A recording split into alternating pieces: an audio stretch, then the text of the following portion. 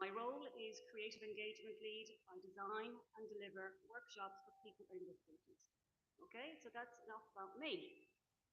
Thank you for coming out this evening. I believe some of you got wet. Hands up if you got wet. Sorry. Okay, so we're here for the community conversation with Councillors briefing. And just going to go through some housekeeping. All right, so as it's called a community conversation, we're going to be very, very respectful of each other in a conversation. So we're going to have one voice. What I mean by that is one person speaking at a time, to be respectful for everyone. Good deal? Yeah, one voice?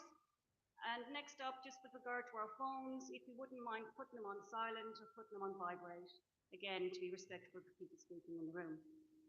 And I think just wanted to make sure that when it comes to the questions for the floor, if you speak when you're handed the microphone, there will be two people, one on each side with the mics.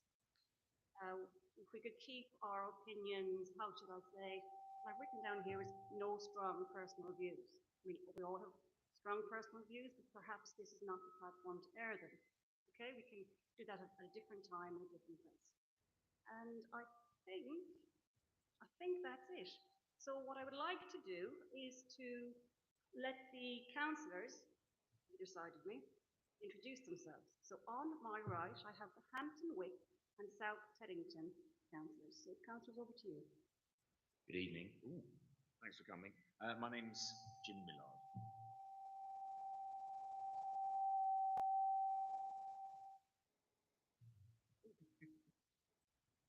Good evening, I'm Councillor Petra Fleming, and thank you all for coming here today. Hello, I'm not a councillor, Gareth. I'm the lead councillor, and I'm the fourth substitute for Robin Brown.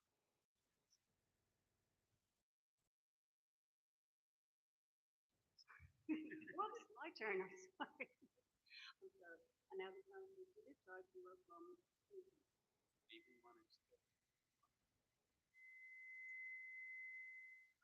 Good evening, I'm Martin Erringorn. I'm been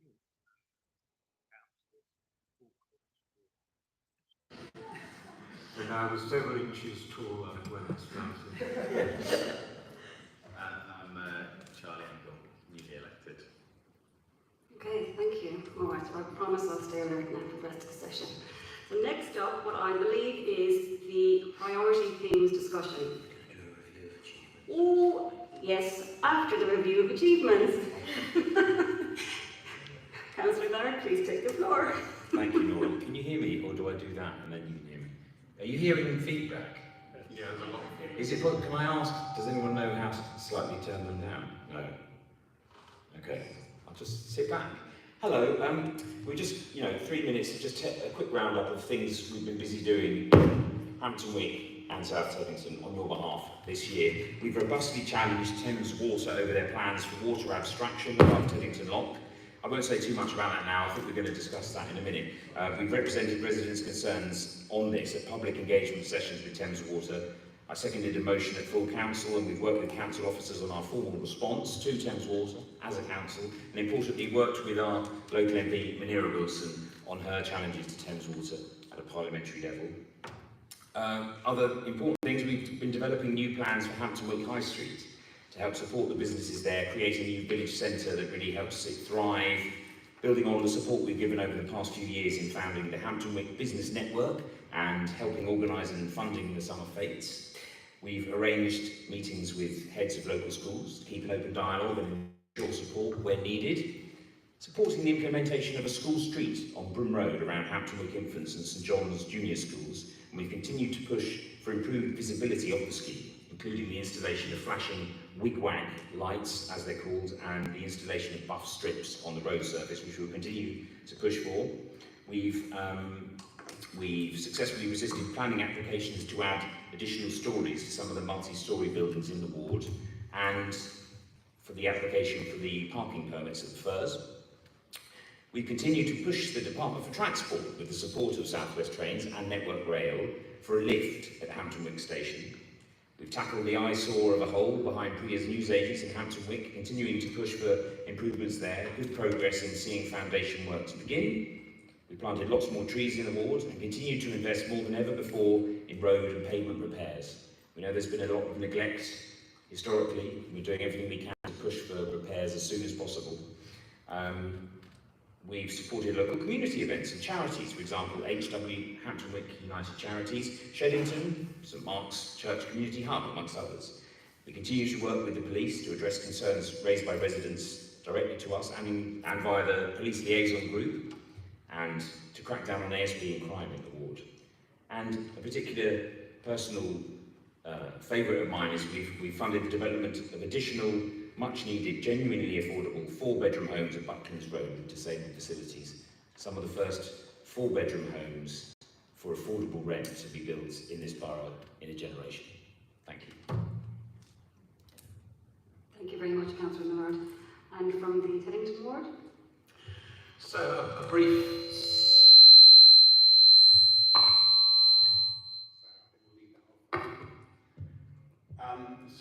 summary of the things we've been doing in Teddington. Can we leave these off? This is not working. Do you think we should all turn our... Turn them all off and I will speak loudly. I can't stand the feedback. So one of the biggest things we've been doing this year in Teddington, it's been quite extensive, is implementation of the controlled parking zone schemes across the borough. Clearly, you know, not universally popular, but in most cases gone very, very well. We're seeing much, much less parking stress now. We're reviewing some of the areas there. Continuing the transport theme, we've also completed the work on the Twickenham Road cycle lane, and we're already seeing massive amount of use of that by cyclists and much more used by cyclists who wouldn't ever have used it before. Lots of kids using that on the way to school as well.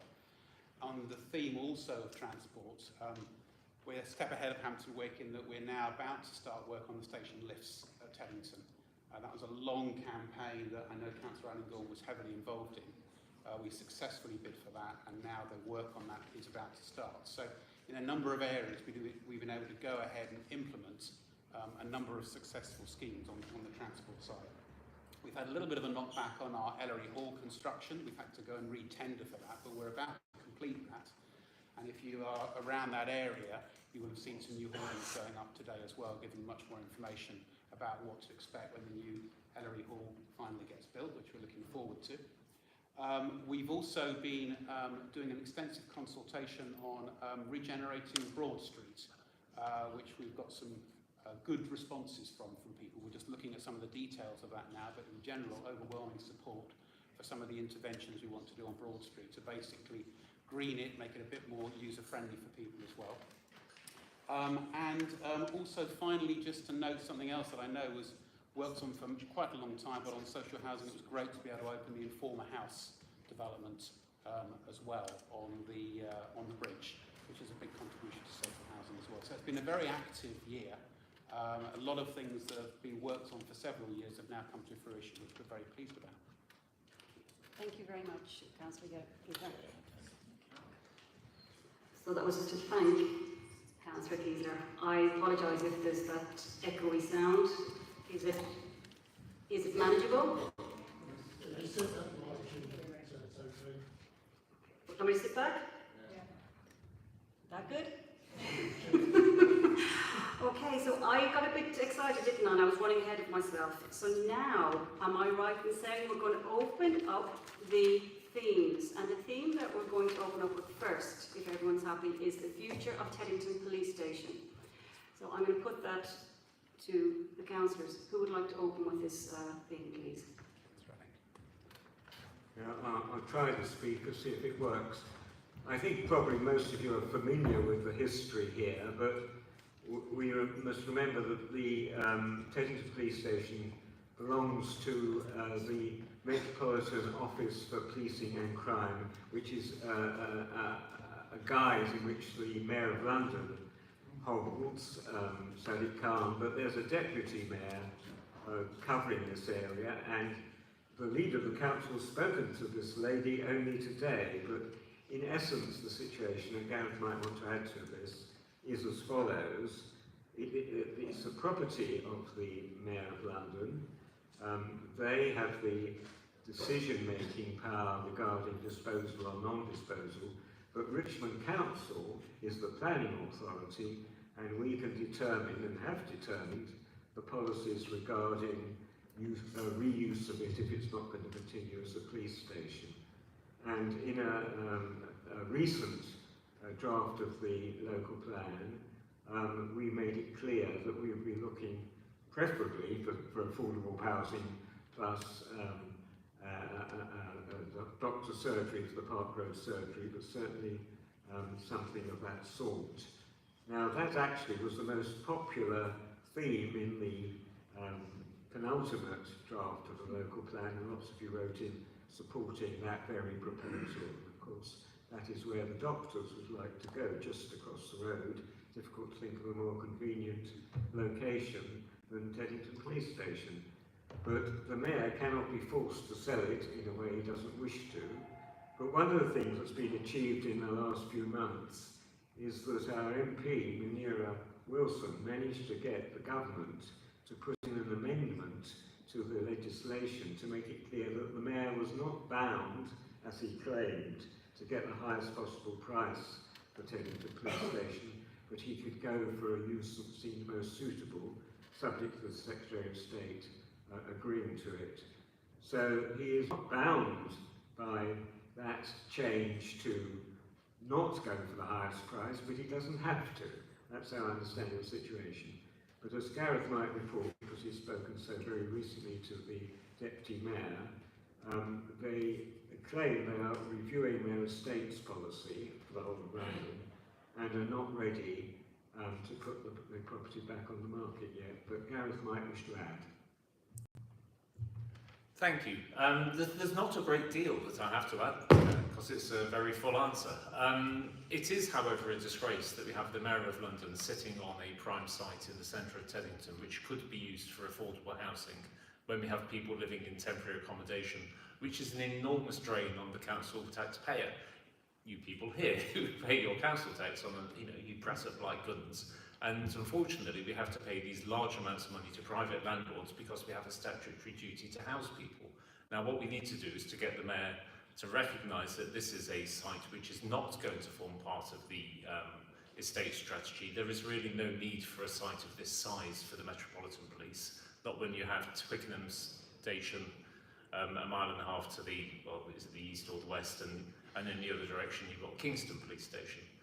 There is need for smaller satellite bases within the borough so that your local police can be seen and visible within your neighbourhood, but a site of that size really needs to be freed up as soon as possible by the mayor so that we can work with health providers and housing providers to provide much needed housing in this part of the borough, and we will continue, as will Munira, your MP, to ensure that we keep all the pressure up on the mayor, on Sophie Lind and the Deputy Mayor to make sure that this site becomes available as soon as is possible. We do not need to wait another 3-4 months for the estate strategy to become finalised when anybody can see that this is surplus to requirements and could be used to better purpose.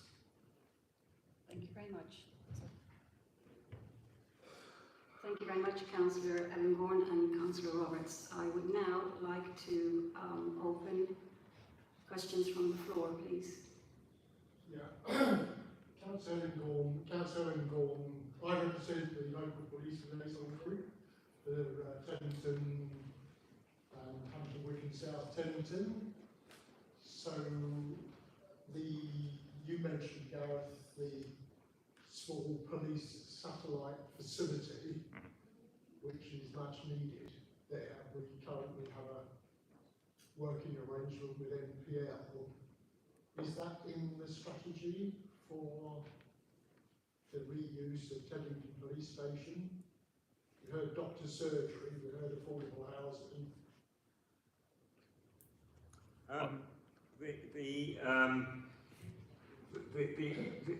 The site allocation in the local plan doesn't mention that as a possibility. It's certainly not ruled out because it's a community use, and therefore what is in the local plan would accommodate that if that is what comes forward. So yes, that's a possibility, and certainly the location on the NPL site is a long way away. And I was only speaking to Suki the other day, who said, well, I'll come and do that when I can leave the temporary the place in the MPL site, and when I'm relieved, because there's got to be somebody there looking after the police property that's there. So it's far from ideal, and certainly it is a possibility that whatever happens on the existing police station site can accommodate a place for the police to be.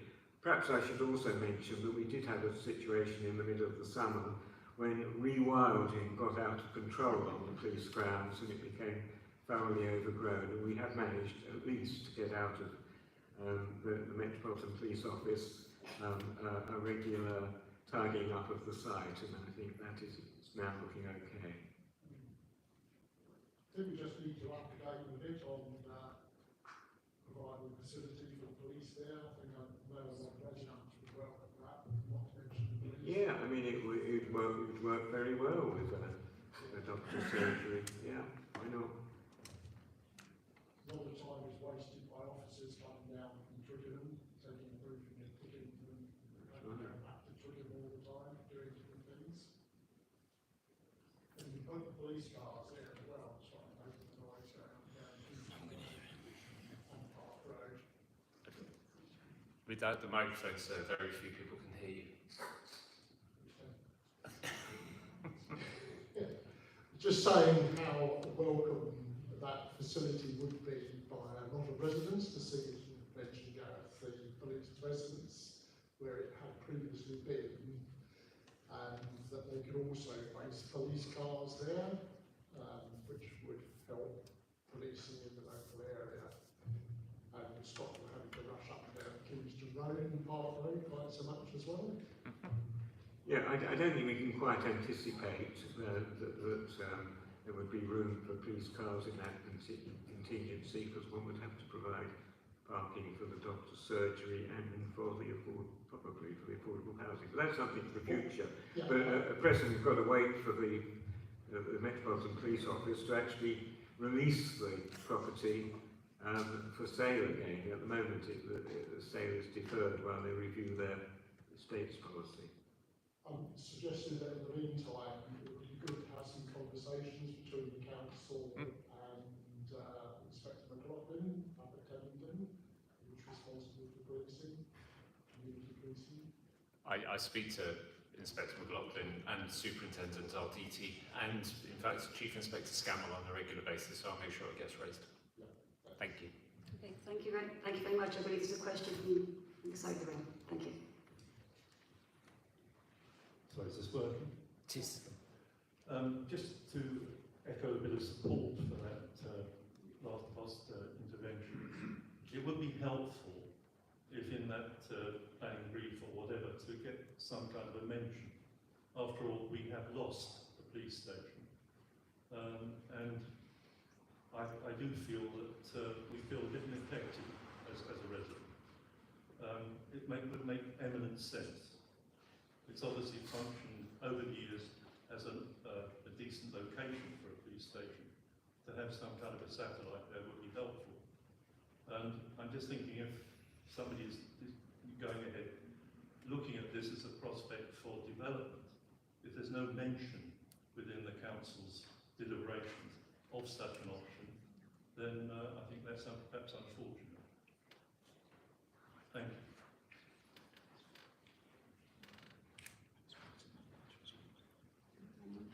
I'll quickly say that. I mean, look, I mean, we do agree with the idea of having an office or something for the police down there, and of course we'll mention that. It's clearly, as Councillor Allen was saying, something that's important. But I do think we have to get a balance on that right. Yeah, I mean, we think that it's clearly important we get social housing there. It's clearly important we get a pharmacy and a doctor's surgery there as well. So, you know, whilst I think it's absolutely fine for us to be mentioning the fact that we do need a satellite, as you say, and that's absolutely, we're happy to make that point, and we have made that point actually, I think we have to get the balance right in terms of what we'll end up looking at on that side.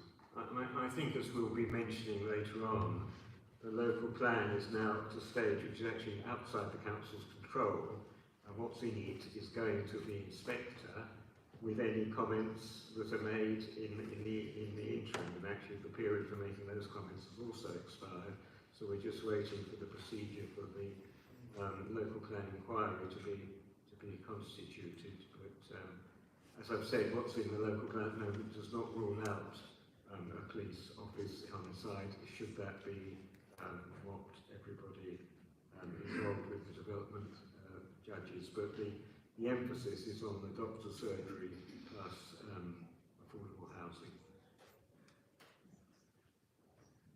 If I might. From where we stand today until that building is decided and built, could be 2 years. Can you give us assurances that the doctor's surgery, which I understand is already overflowing with people, will stay where it is, or at least within our part of Teddington, because there is no other doctor around us, and we would have to go to the high street end of Teddington if they were to move there, which was mooted at one time, and that would be really, really unacceptable. Well, I agree with you as a customer of Dr. Grundy and his colleagues, but it is up to them, really, what they do. The council cannot forbid them to move. And I know that Dr. Grundy, having spoken to Dr. Grundy, they are not unnaturally continuing to look around them for other possibilities, some of which might be the other side of the railway line, but we hope not. I hope not, as it's in walking distance from my house. And I have increased requirements to visit the doctor's surgery as I get more and more ancient. But I think it's generally agreed that it's a perfect location, it's just the building that's wrong. And the building right opposite is absolutely ideal. And I think we all hope that we can achieve that. Just to add one thing on that as well, I mean, I think we all absolutely share the frustration that this hasn't been sorted out as yet. And we do share the fact that the clock is ticking. I mean, your point about the surgery is correct and it's overflowing, and there's pressure on Dr. Grundy to come up with solutions. We would love that solution. I think it's been not only us, but of course our MP, Munira Wilson, when you actually get someone who's changing primary legislation in Parliament, which he successfully managed to do, to enable us to open the discussions on Teddington Police Station, I think that's a sign of our commitment to get this done. But we are frustrated by the fact that not all the decision making is in our control. Thank you very much, councillors. Any questions from home? No? Any more questions from the floor? No? Okay, so how about we move on to our next theme, which is the Thames water abstraction. Who would like to open on that, please? Anyone? Thank you. I already mentioned it briefly. I think we've heard from the community a lot of concern about the Thames water abstraction plans. You probably all know about them, which are the plans to extract from just above Teddington Lock river water and pump it over to East London, replace it with treated wastewater from the Mogden Lane sewage treatment plant. There have been a series of public engagements by Thames Water with residents, which we also attended and had in-depth discussions with staff from Thames Water. We've also, behind closed doors, had further discussions, and our officers have done a detailed submission to Thames Water. At the same time, as we mentioned, our MP, Munira Wilson, held a debate recently and has been championing a lot of challenges at a parliamentary level. We might want to go into that further, but I think really the best thing is to open up to the floor here to see if there are any questions.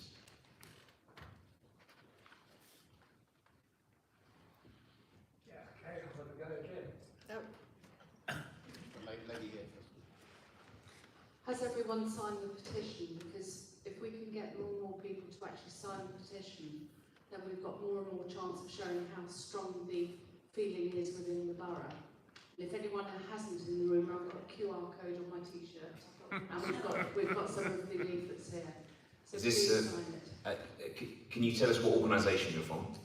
I'm a swimmer in the Thames, Excellent. and I was also there on Saturday Yes. for Hamlands, Yeah. so Hamlands and River, and Yeah. which is basically taken all the different groups and put it into one group, so we've got a bigger voice. Yeah.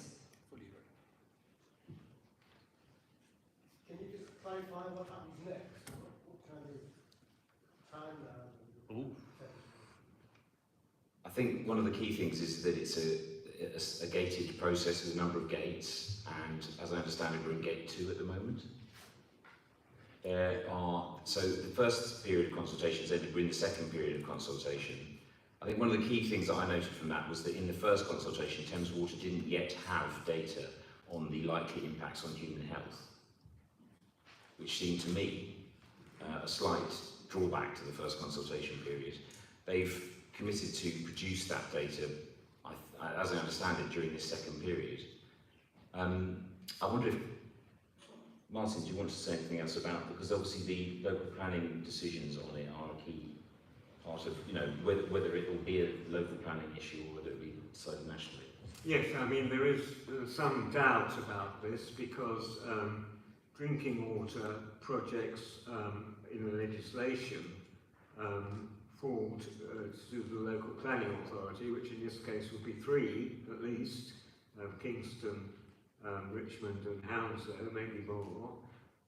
But there has been some record of major drinking water proposals somehow getting themselves regarded as national infrastructure proposals, in which case there's a special arrangement, such as would also apply to Heathrow extensions and things like that, for it to be taken out of the hands of the boroughs. And we don't actually know, and I suspect it's the Secretary of State who will decide which is going to be the procedure.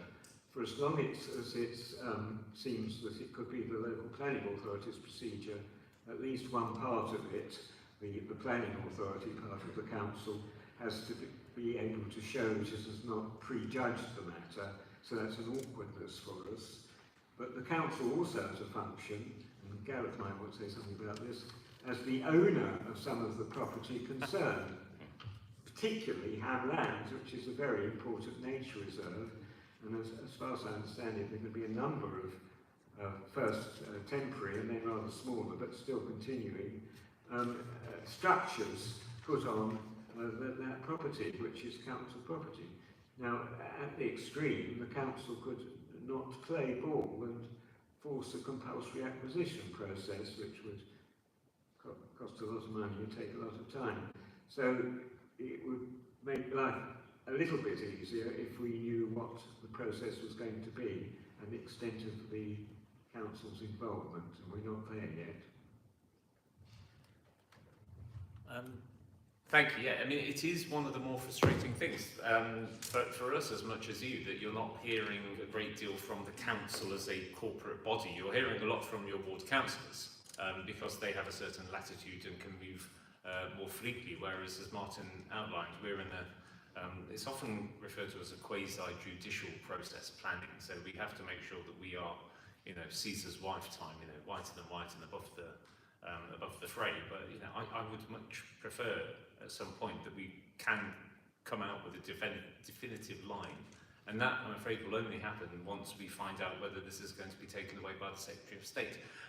Theresa Coffey, who I'm sure we'll all agree has done a bang-up job on making sure that our waterways have been kept pure and safe over recent months.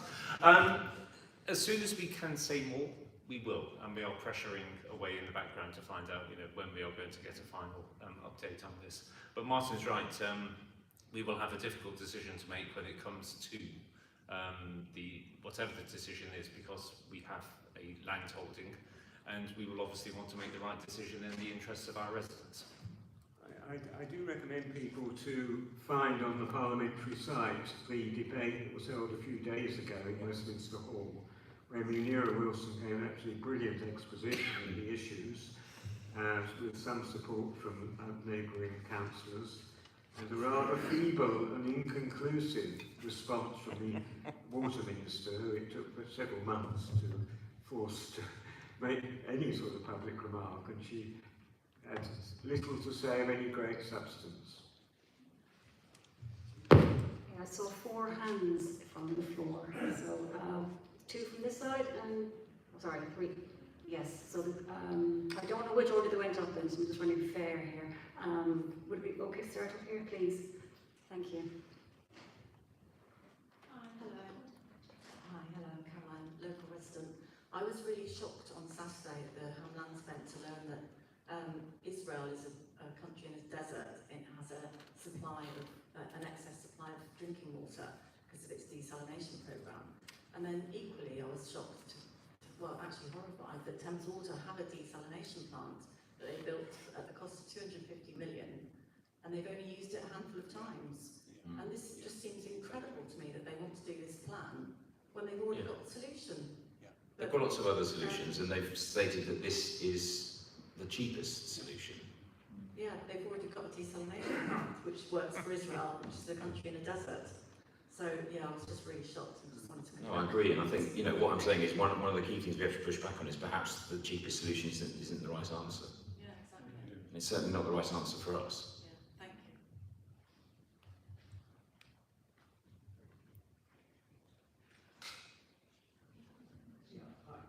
you. Mike Pemberton, local resident, and I'm a member now of Save Hamlands and River, a relatively new, all 4 months old organisation where a lot of the community groups who got early concerned about this got together to form Hamlands and River.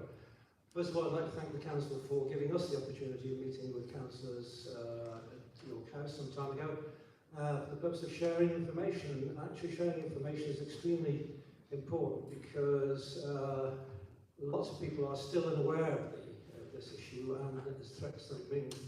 And Thames Water, one has to say, have been far from transparent in providing information and response to questions we've been asking them.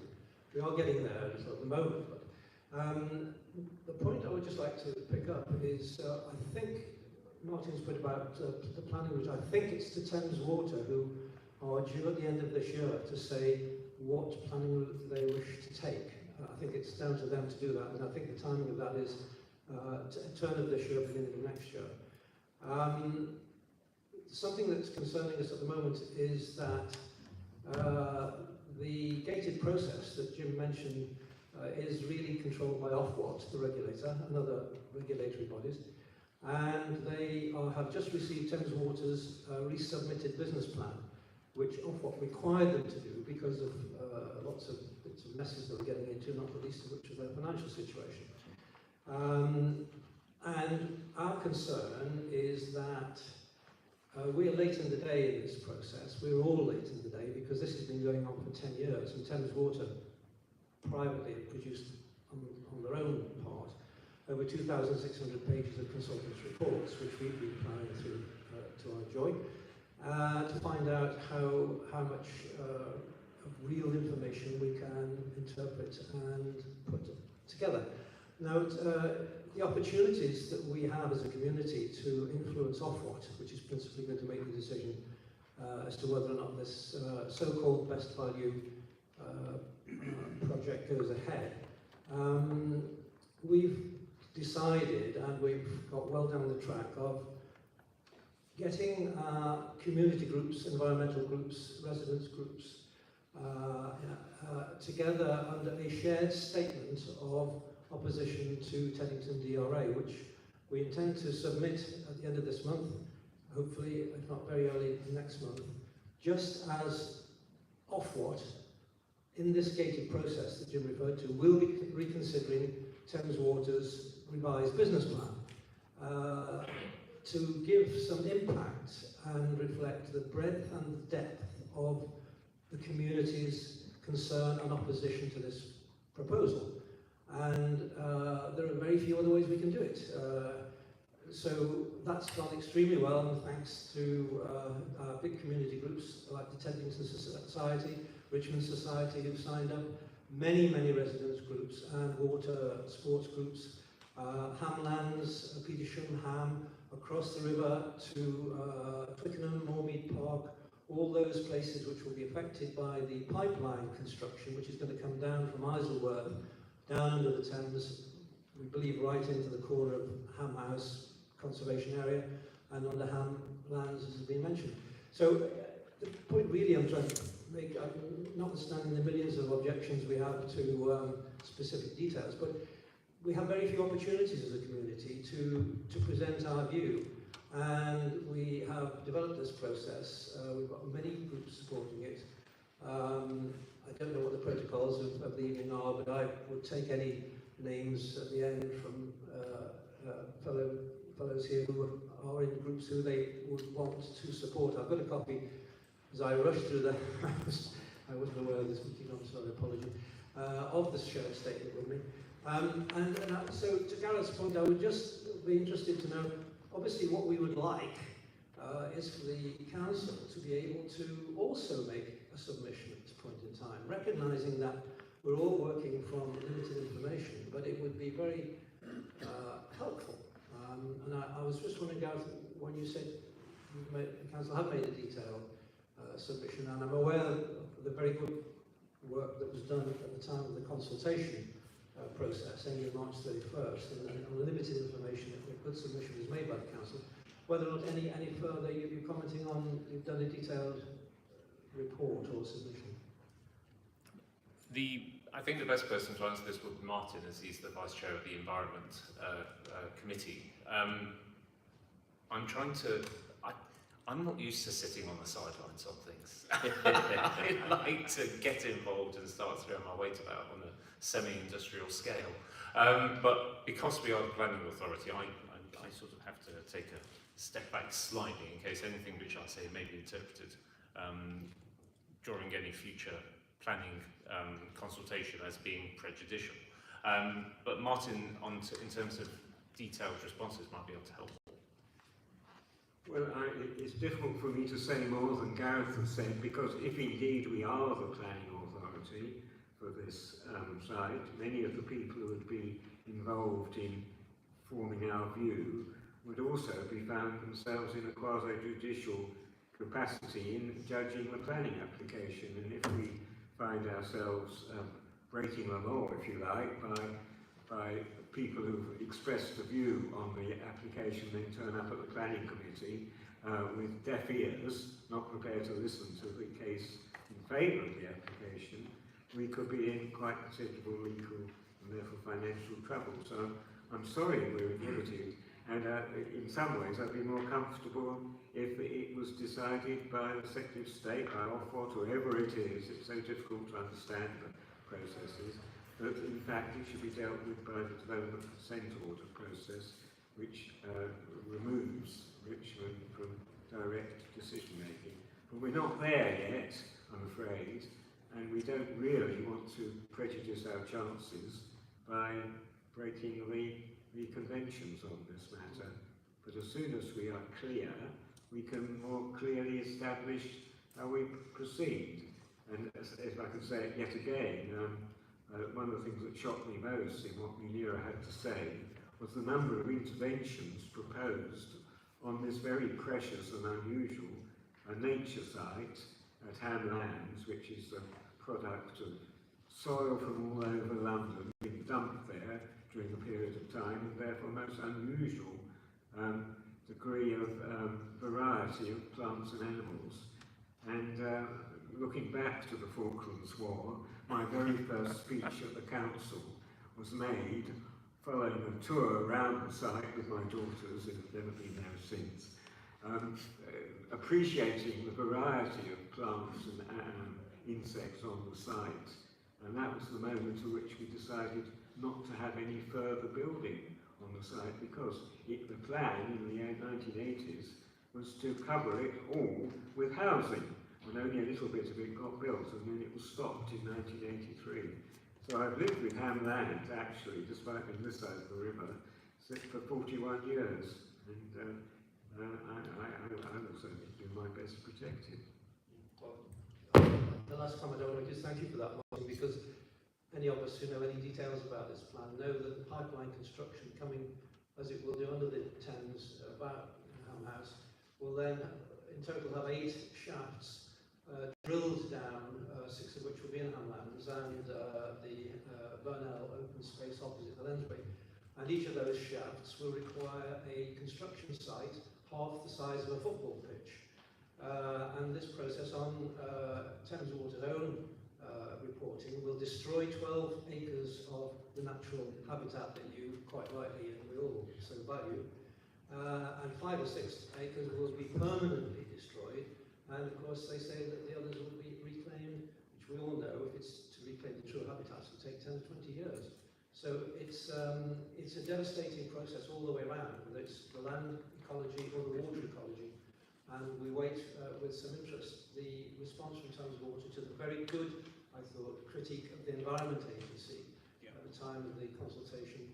The Environment Agency required Thames Water to come back on a number of issues by the 31st of August. They have not done so, but they have sought leave to report back on the 31st of December. The Environment Agency being the agency who put the moppers, if I can put it that way, put the block on this proposal in 2019, and have said that unless they can be satisfied on a whole range of issues, they will not regard it as either feasible or desirable. And many of us hope that those conditions, which may well still apply because of the nature of the abstraction and the time of the year when it will be abstracted and the damage to the ecosystem. I'm sorry, I'll stop now. I just have one extra thing, and that is just obviously Gareth and Martin have said clearly about the situation of the council, but your point earlier, there are many of us individual ward councillors who aren't involved in the planning process, and almost to a man, I think, we are absolutely happy to sign petitions, and we're against this, and we're keen to add our weight to this as well. And you would have seen them from all around the borough as well. So. The last point is a thank you to Munira, who many people who managed to watch the debate itself felt she did an absolutely first-rate job there. To a dismal response from Rebecca Power, the Minister for Water. Absolutely. Okay, so thank you from the floor. There is another question, and I know Councillor Fleming has also something to say. Do you want the question first, or then you want? I was actually going to say the same thing as Councillor Geisler. We're here to support you. So find your councillors that aren't on the planning committee and don't need to be objective for those reasons. There's a lot of us that, you know, aren't on it, and we're here to listen and support you in whatever way we can. Personally, I'm very disappointed at the efforts that Thames Water have made to fix leaks over the years, and I think it's appalling and it's a scandal, and we shouldn't put up with it, and we should fight, you know, and represent the local residents that are suffering for their inefficiencies. Okay, the question from the back, please. Oh yes, thank you, Resident. I have a question really about the kind of levels of expertise. It's very difficult for us to understand the complexity of what is on offer.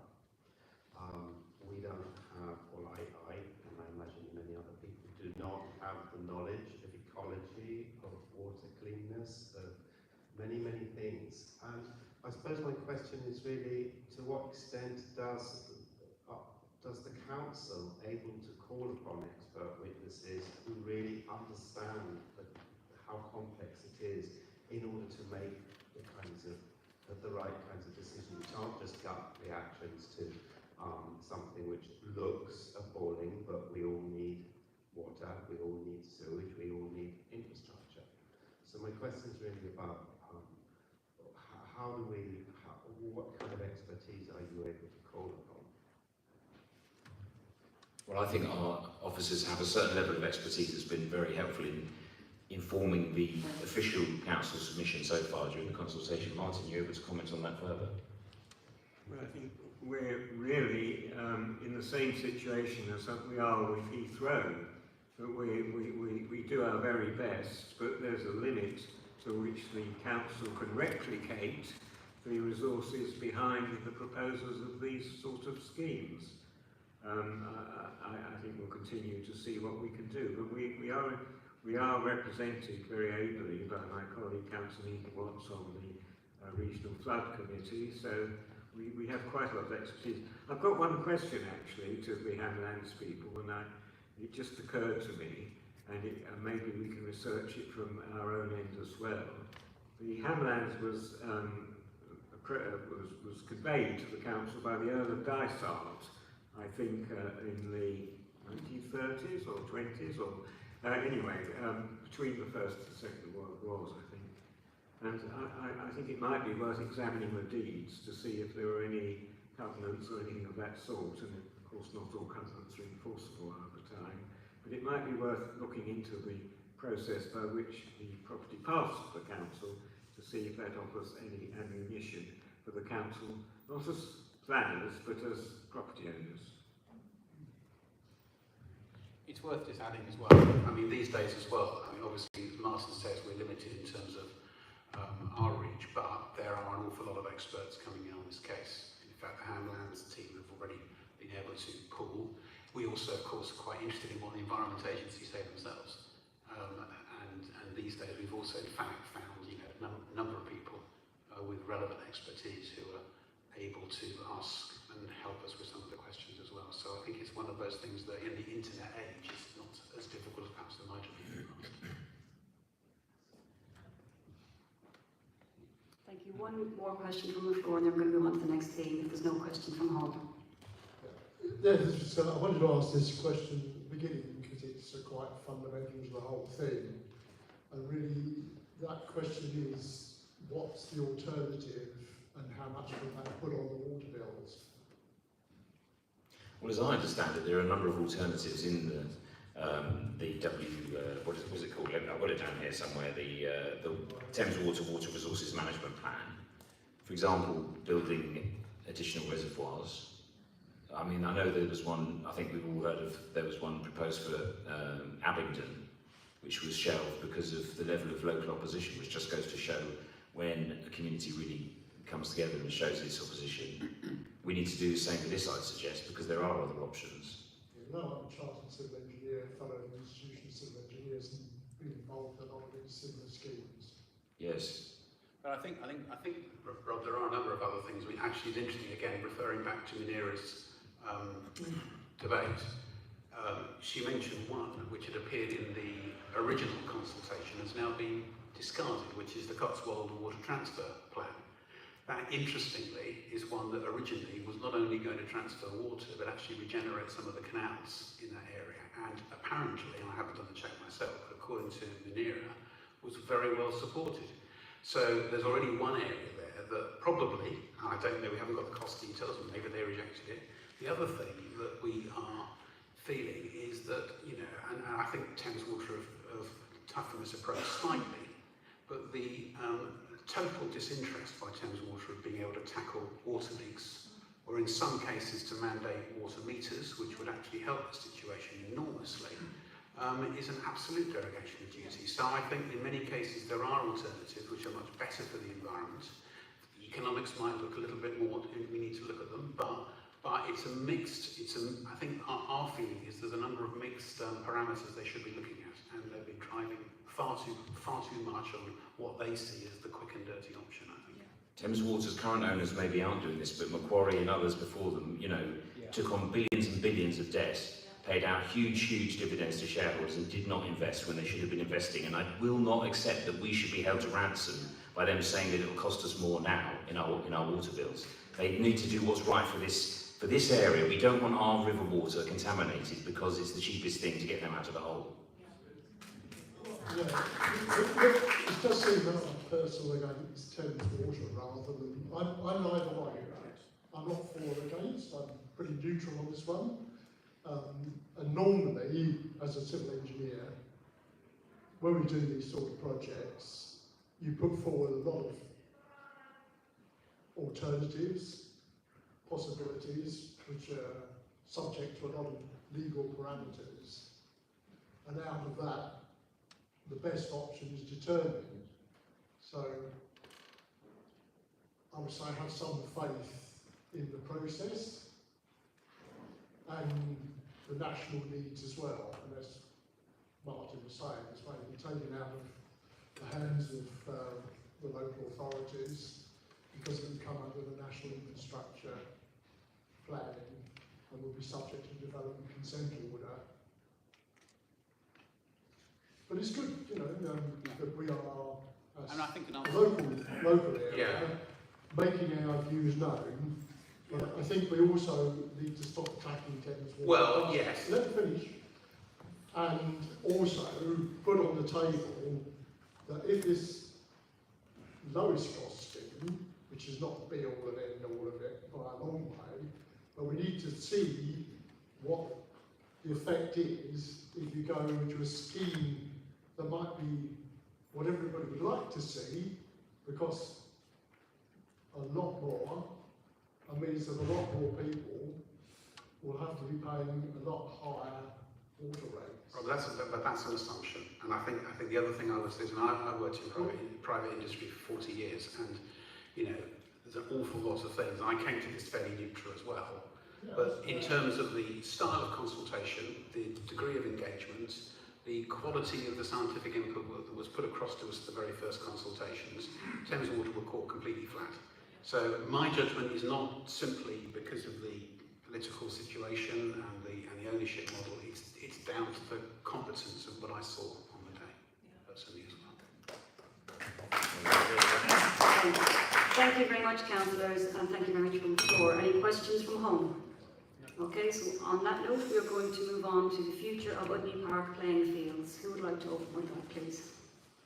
Well, I'm doing so as a substitute for Councillor Robin Brown, who is the expert on this subject, and of course the playing fields fall just within South Teddington and Hampton Wick ward, although Teddington ward is just the other side of Udney Park Road. But I'll do my best briefly to recap on what the situation is, and I have to bear in mind that I am on the planning committee, and any future scheme would have to be appropriate in planning terms. But what we've had is a bizarre repetition of what happened a few years back. In other words, it has been purchased by somebody with an unrealistic expectation of the degree to which the local plan policies were flexible. And it might be that the first developer, who was located in the southwest, was used to planning authorities that took a more relaxed view of their own policies than any London borough would.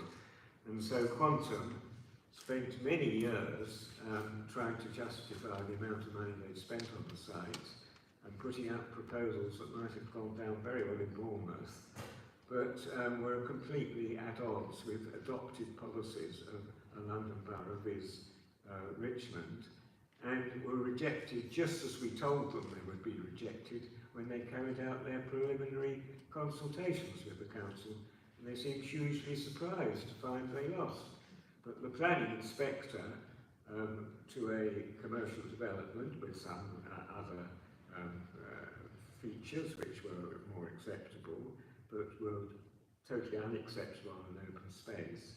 The planning inspector not only supported Richmond's line, but supported it in a very strong and clear way. So, we thought, that's that, our policy is clear, it was put in the local plan, it's clear what our policies are for this site, and we found, just as there was going to be a further discussion with the owners, that they said, oh, by the way, we've sold it. And we found it had been sold to an organisation called Leisure Focus, which turned out to have, I think it was registered in the Cayman Islands, and the proprietor was a Mr. Wu from somewhere in China, and he's certainly the chairman of the organisation. And we said, well, could your representatives come and meet us? And they did. And almost the first thing they said is, we found we'd probably paid too much for this site. And we said, well, we're happy, the planning department, to have a pre-application discussion, just like we did with Quantum. And they said, oh, yes, yes, yes. And that was some weeks or even months ago. And then the last we heard was they were not going to come to a meeting with the MP because they decided to sell it, but they haven't given us notice, formal notice of the decision to sell, and so therefore we can't trigger the asset of community value procedure to limit offers to community groups. So we're in a fix at the moment, and there's some there's a group who may probably speak who are prepared to make a reasonable bid for the site and for uses which are probably going to be compatible with council's policies. But meanwhile, we're not really getting any communication continued by the existing owner, and it's extremely frustrating, particularly as it, it's happened again. And it's exactly the sort of thing we want to avoid on a police station site, an unrealistic purchaser. So the last thing anybody wants is an unrealistic purchaser. Thank you very much, Councillor. Ellen, I'm now going to open the floor for some questions. And there's a hand up over here.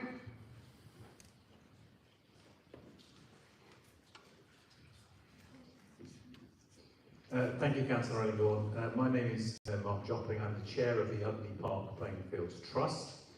It's worth making a comment just for clarity of our role. We're an organisation that was formed as initially an informal friends group and then incorporated into a trust when Imperial College first put Udley Park on the market in 2014. So we're about 9 years into this campaign to ensure that Udley Park is forever a war memorial playing field, as it was when it was founded in 1921, of course. It's 101 years old. The fundraising that you mentioned is the Udley Park Foundation. The Udley Park Foundation is a more recent formed organisation, primarily made up of local sports clubs that are all homeless themselves, i.e. that they don't have a permanent pavilion or permanent set of playing fields for themselves.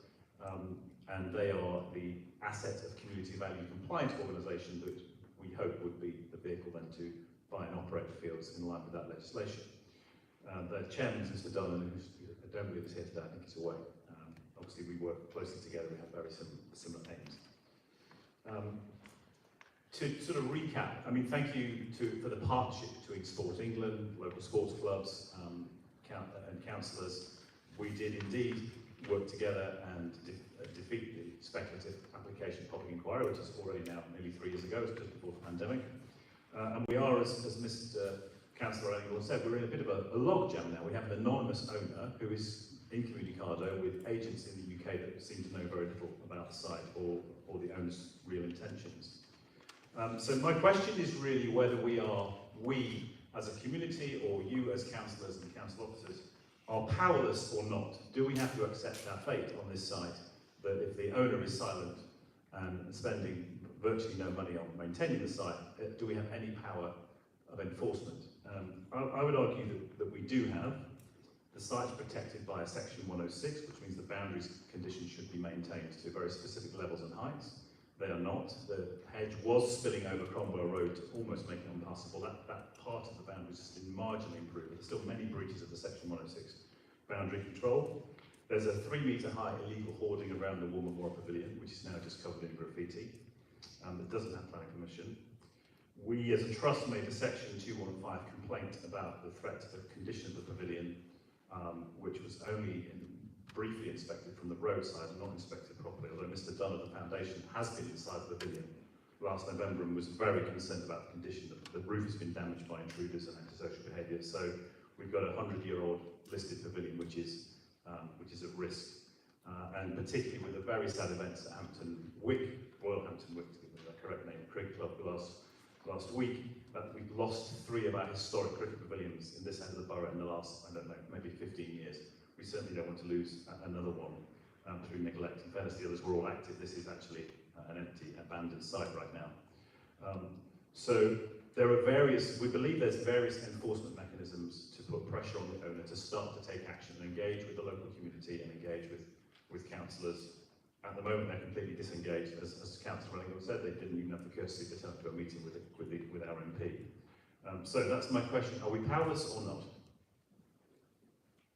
Well, the fundamental question is we're dealing with private property, and the legislation is quite limited as to the council's powers of interference with private property. The building is on our list of locally listed sites, but it is not statutorily listed, and therefore our powers are very, very limited. we have a slight difference with the foundation as to our powers under something called Section 215, and our professional advice is that because it doesn't affect the general amenity of the area, we have no powers to interfere with the lack of maintenance of the property, but that's a difference of opinion which we can continue to develop. But fundamentally, we've always been, in the case of any private property, in a reactive situation, not a proactive situation with ownership belonging to somebody else. And it's exactly the same for your house. The council only becomes involved in certain fairly extreme situations. But we are very disappointed because everybody, to start with, thought Mr. Wu and Mr. Zhu seemed quite different from Quantum and really nice people who are really prepared to do their best. But we're now thinking that perhaps we're meeting the same situation in with rather better manners, shall I put it that way, or now no manners, it seems. So I think we've got to consider our options. The lack of response from the new owners is something that's developed since July, and I think we probably need to give further thought to what we can do. But it's a very frustrating situation, and the only positive thing at the moment is that we have this very strong policy, so recently endorsed by a local planning inspector, that these are playing fields. This is green property. This has got aspects of nature interest which actually, but for Quantum's involvement, wouldn't all have been discovered. It turns out to be a backed highway and a shortcut across the bend in the river, and therefore development is even less likely than it was before all this started. Can I ask a supplementary question? So in January, the Trust, well actually in response to last year's local planning consultation, the Trust produced a draft conservation area appraisal with the help of the London Garden Trust and an independent heritage architect with funds donated by the community. When we brought that to the council consultation, the decision was there was insufficient resources to review that appraisal. Now we did most of the work as a body and had that independently assessed by, say, by the London Garden Trust and an independent architect. That would appear to give more power to perhaps raise the level of enforcement on an owner that seems determined to wear us down and be inactive and let the site deteriorate further. So is the resource squeeze on the draft conservation area appraisal something the council is willing to reassess, given the deterioration on the site has got worse than the initial decision was made? Well, conservation areas give quite limited powers to council in respect of maintenance of a property. They're mainly restricted conservation area rules to new developments. Nonetheless, because of the views of the last speaker and his group, the issue of whether this assessing this property to make a new conservation area, which would be very unusual for a property which is mainly green fields. Most conservation areas, certainly in this borough, are buildings and gardens. It was considered, and the view of the Environment Committee was that our programme of assessing conservation areas, we've done a lot in recent years, and of course we've made new conservation areas in Broad Street, Teddington, in Church Road, Teddington, this very road, very recently with a full assessment, that resources now had to be switched to other aspects of the planning system, and nothing, I don't think there's any prospect of that being reviewed in the near future. Thank you, Councillor. Thank you, Councillor. If there's no more questions from the floor, I haven't seen any hands. Sorry. Hello, yes, Philip Barnes. I'm also Director of the Trust, Mark mentioned. Just a quick point on the last one. The in terms of conservation areas, certainly there is one borough which has designated its canal tow paths as conservation areas. So you don't have to have any buildings on them for there to be conservation areas. So as the council are going to have some further thought about this, you might like to have a further thought about that. But that's just for information. The question is this: when you're having your further thoughts, and given the fact that this area always was a playing field, we've got a lot of clubs who are short of a permanent home here. Isn't it about time the council said, we've had enough of this, we are going to CPO this area and put that on the agenda? I'd like to hear some further thoughts about that. I'm happy to take that. Well, of course, the CPO is no guarantee of success, and it comes at great cost to the local taxpayer, not just people in Teddington or people in Hampton Wick and South Teddington, but the entire borough. And going in, trying to take what is effectively a privately owned piece of land by compulsory purchase does tend to look to me as being slightly heavy-handed. We've only got one compulsory purchase order going on at the moment, and that's by Twickenham Riverside. And that's to provide much needed new housing, recreation areas, and to redevelop a river frontage so that we can have a new Hartford Twickenham. However, this is private land, and we have looked at the possibility of CPO, and our officers and our lawyers are not particularly convinced that this is the right way forward, and I understand that this has been conveyed to you on several occasions. Thank you, Councillor. Just being mindful and respectful of the time. If there's no questions from home, I'm now going to move us on to our next theme. Any questions from home? No. Okay. Our next theme is the mid-rise zone, site locations of 5 stories or over. Who'd like to open with that, please? Well, I was really hoping to have a quiet evening. I've been listening to the promenade concerts, some of which I missed because of other engagements. And tonight I was thinking really what I'd like is Max Brooks' first violin concerto with this really brilliant Korean young lady, but it's not to be. The local plan. Now, the way the system for local plans works in this country is there is a national planning policy framework set by government, and it's actually a surprisingly short document, although it keeps being tinkered with. And any any other plan has to be in general conformity with it. So we have three tiers in this for London boroughs. We have the National Planning Policy Framework, which is a short document, and then we have the Mayor's London Plan, which is an extremely long and thorough document, and there has been recently adopted a new London Plan by the Mayor of London, following all the usual processes, and that is fairly recent, as I said, and that, among other things, caters for the growth of London's population and the need for a lot more housing. It also recommends some growth zones. Now, Richmond has the smallest or the second smallest housing requirement of any London borough because of the constraints on our land by the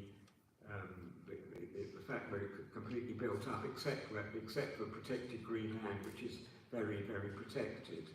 So there is very limited space for higher buildings.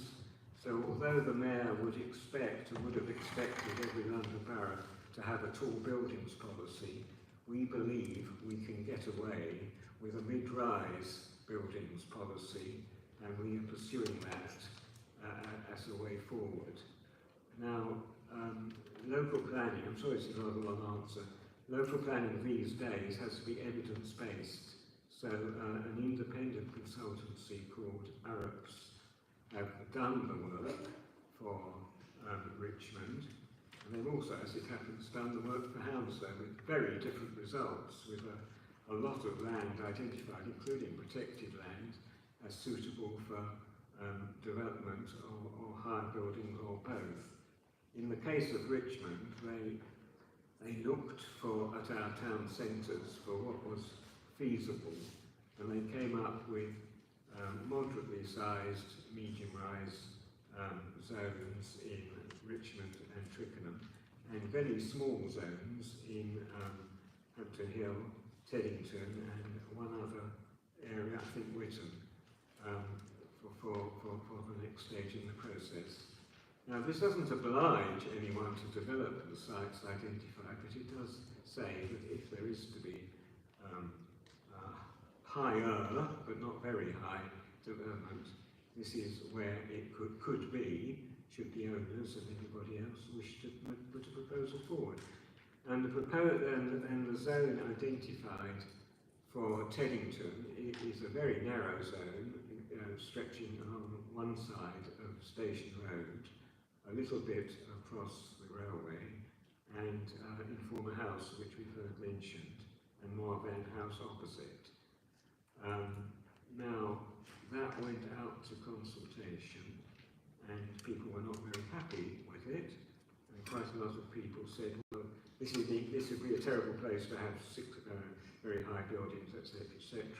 So this was considered by the Environment Committee, who've added quite a substantial chunk to the proposal to say that anything that comes forward under this has to be consistent with the style of and design of adjacent buildings, or the fact that some of them are locally listed or even statutorily listed, like Elmfield House, and consistent with all those things, if it's to be considered. Now, that version of the local plan has been published and is out for the final consultation, results of which will go to the local inspector, probably before the end of the year.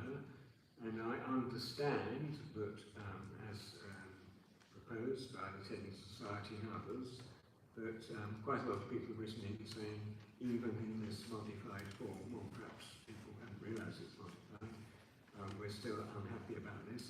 And this will be something for the local planning inspector to consider and advise the council what to do, bearing in mind local views, but bearing in mind also the evidence base supplied by the council's consultants.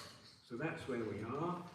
People can come and speak at the inquiry and give their views, and I'm sure people will. And the local planning inspector will decide. Could you expand on what you mean by evidence base? Not sure I understand that one. Everything in the local plan. We talked about sport. There'll be evidence base regarding sport. There'll be evidence base regarding design. There'll be evidence base design regarding housing need. ARUP were consultants in terms of design strategy and building strategy, and they've got a national reputation for doing that, and that will be respected by the consultant. Any more questions on the floor on this side? I'd like to just follow it now. Oh, just wait for the microphone, please. Thank you. The music not loud enough. Following that, what's the evidence base behind the aspects of sewerage, children's schooling, hospitals, GPs, when you're deciding on where you're putting new properties and how high they're going to be, what the density is of that, and also the flow on roads?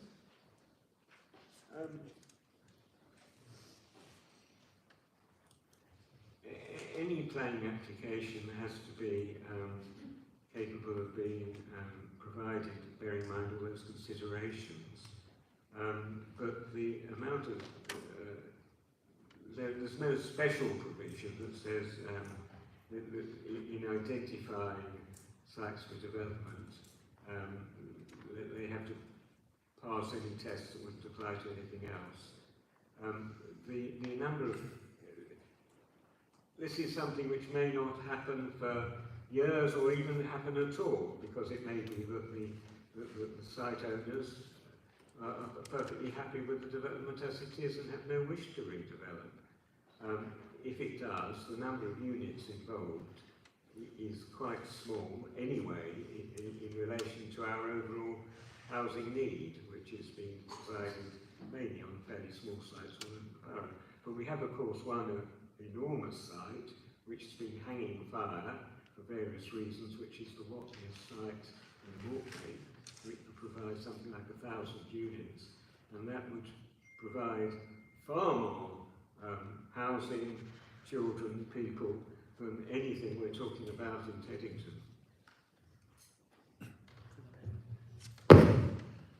Yeah, Martin makes a good point regarding what site allocations are. It's just what would be acceptable, and a very good example of this causing all sorts of trouble comes from just over the river in Kingston. Because you may have seen recently there was a site at the new local plan for Kingston came out, and there was John Lewis site was there, and it said that should John Lewis cease operating on this site, then it would be acceptable as a place for housing or other use. And immediately that was picked up in the local press. Oh my goodness, John Lewis is closing down, and of course, you know, half the middle class populations locally has a small heart attack. But it's just something which would be acceptable should the existing use cease. And this is all that's been laid down in this particular paper. Just to add to, my goodness me! Just to add to your point as well, this probably goes without saying, but any large development that does happen, there are significant payments through Section 106 and community infrastructure levy to ensure that infrastructure is paid for that's required. You know, for example, Ham Close, which is being developed over the river, is anticipated to deliver something like 7.2 million in community infrastructure levy to ensure that there's funds for those sorts of things. And our schools planner looks in his crystal ball far into the future. And, you know, indeed, part of the Stag Brewery development is the idea that a school will be provided, an additional secondary school for the borough. And I could go on about that for a long time, but you know, the general principle is that that is covered. Yes. Rosemary Passion, group leader for the Teddington Society Planning Group. We objected in the first round of the local plan consultation and the second to the mid-rise section around north of the station. What you did get in the local plan, put in the local plan, was a very strong recognition of local employment sites. And most of this mid-rise zone was actually part of the business park just south of Travel Lodge and Corner House and so on. And in several sections of the plan, you did mention how important that, you know, those local workings were. So how do you square wanting to put medium-rise housing on a place that you put so much importance of to in your local plan? You know, how are you going to balance that off? Are you just going to say, if you own, say, a business on that site, oh well, now I can sell this, my footprint, my business now for a lot of money because I can put a 6-story building on there. Are you actually going to protect local employment? That's a very, very good question, Rosemary, and perhaps I didn't make it as clear as I should have done. That the policies on height are not in any way at odds with policies on use. In other words, a business policy, protecting business policies and employment would be just as strong a consideration on a mid-rise zone land as any other land. I probably should have made that clearer. So there's no presumption whatever that in a mid-rise zone employment land would go to housing. It doesn't really alter the situation one way or another. Thank you, Councillor. I'm going to take one more question from the floor. If none from home, we'll move on to the next theme. Your question, please. I live on Ludley Park Road, right next to what is Bagnall's paint site, and that was turned down because of lack of employment being lost there. There is 4 people that work there at the moment, and there were supposed to be 7 houses that were going to go there, which would have provided a lot more employment for people coming to clean windows, to work on the houses, etc. So a paint yard isn't of any existence now, really, because they get paint delivered to the site. So all the guys don't come there for work, they go to site. So why is that being maintained? And now a proposal being put forward for a nursery there, which would be so out of character with the road and the safety of the road. It's one of the only roads without speed humps on, etc.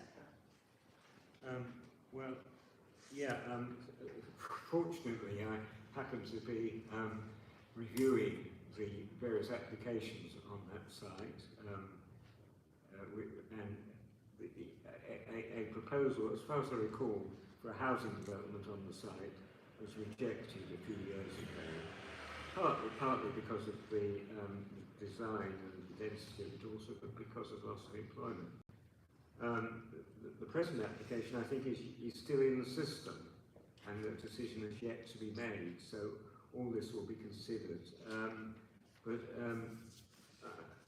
If the proposal includes a nursery use, that isn't, by definition, the sort of employment site that one's normally looking at, but the employment consequence of it could be taken into account. But I think the short answer to your question is that no decision's been made on that application yet. Thank you very much, Councillor. There's no questions from home? No questions from home. Next theme is high streets, and who would like to open, please? I'll start on that then, Councillor Fleming. I think we'll add some more as well. So we've been looking at the future of our high streets for some time. In fact, I think a lot of work on our high streets, led by my high street team, was started in fact when Councillor Baker, one of your ward representatives here, did the business role before I took that over. And it was really stimulated, I think, by looking at what was happening on the high street, almost like accelerated by the COVID crisis, and what that meant for shopping and what that meant for retail.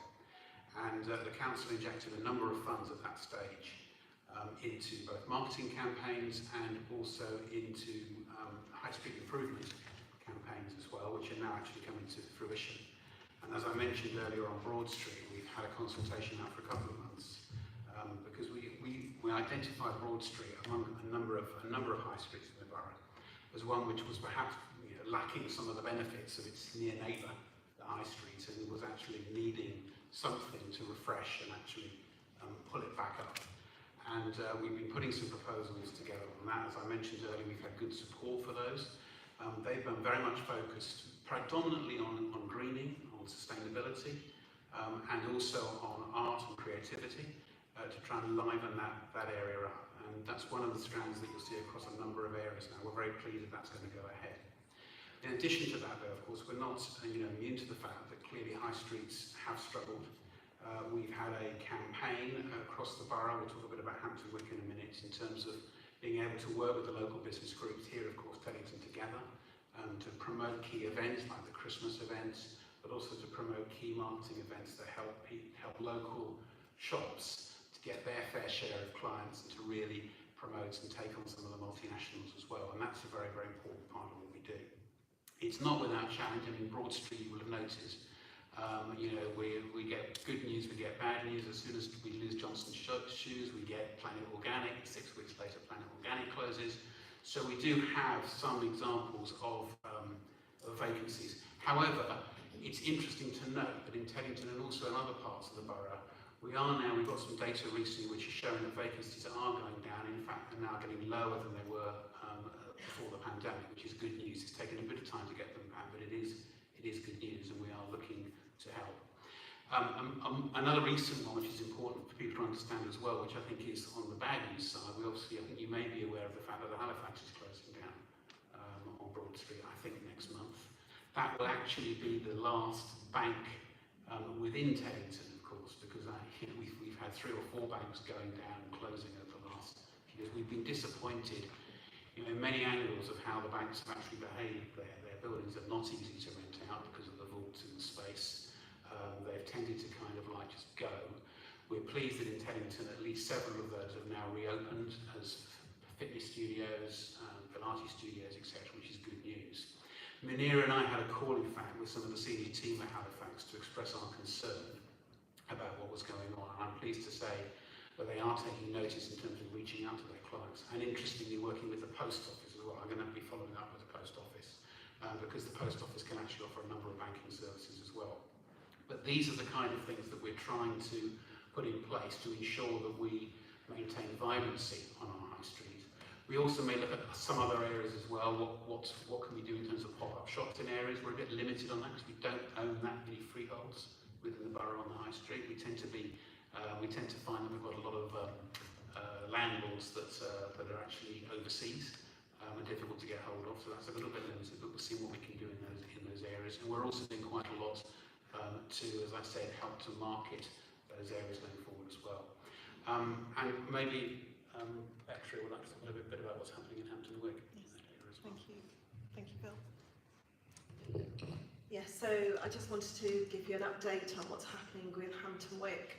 I know before I came to council, one of the questions I was asked is, what are you going to do with Hampton Wick? It's always seen as the poorer cousin to Teddington High Street, and it's really important to listen to what people say and to make some progress on this, rather than just, well, I've said my piece and now we're not going to do anything.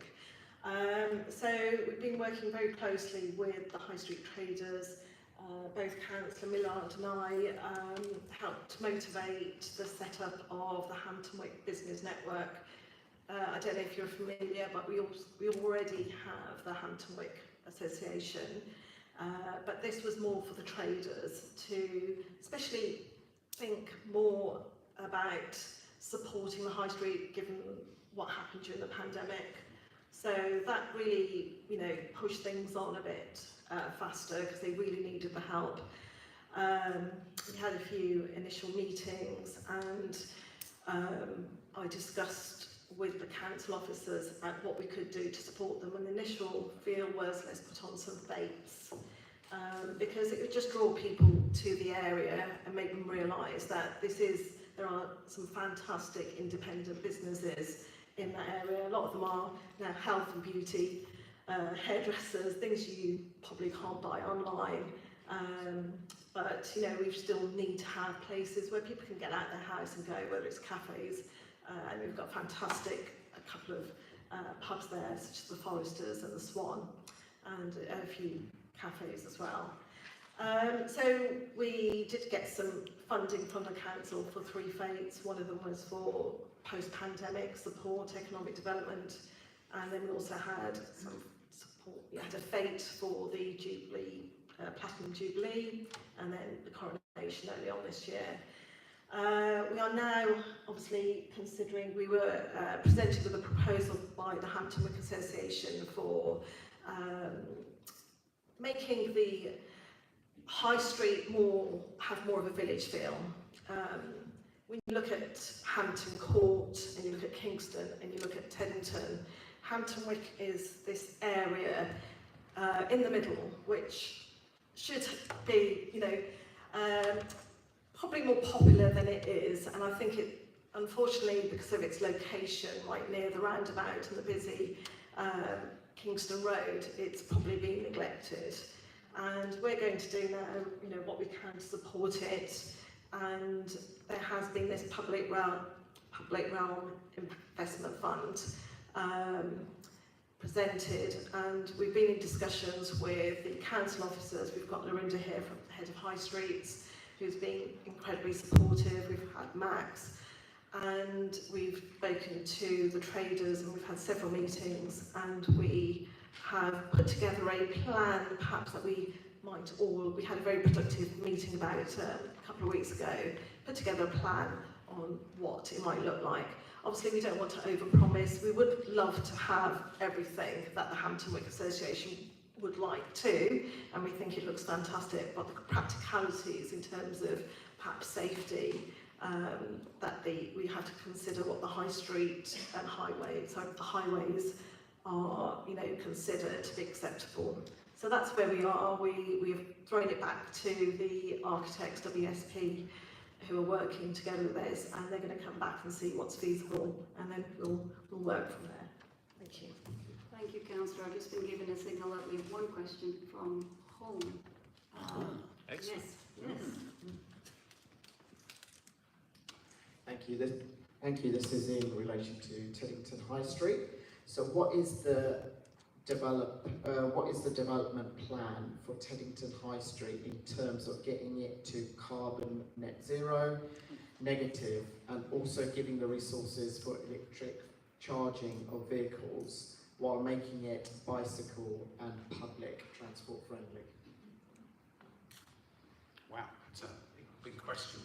I mean, clearly, one of the things we do across the borough is we're looking very much in terms of active transport and to not minimise, but reduce the need for people to use cars whenever they possibly can.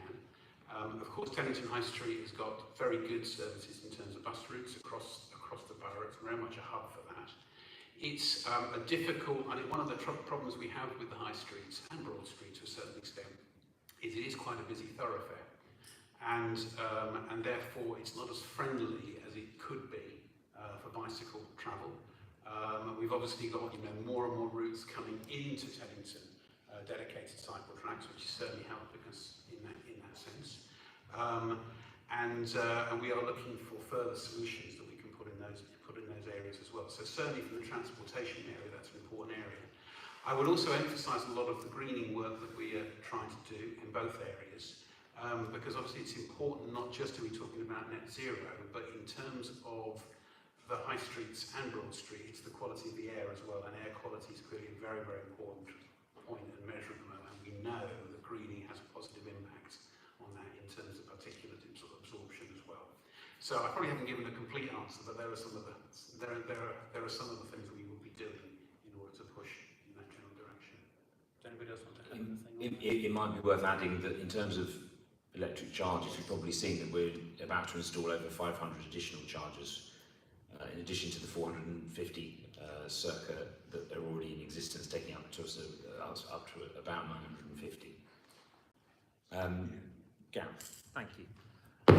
Yes, I appreciate that this is Teddington and South Teddington and Hampton Wick, but it would be remiss of me not to mention that we're currently doing a consultation regarding an engagement process at the moment, not a consultation, but the engagement process for the future of Richmond.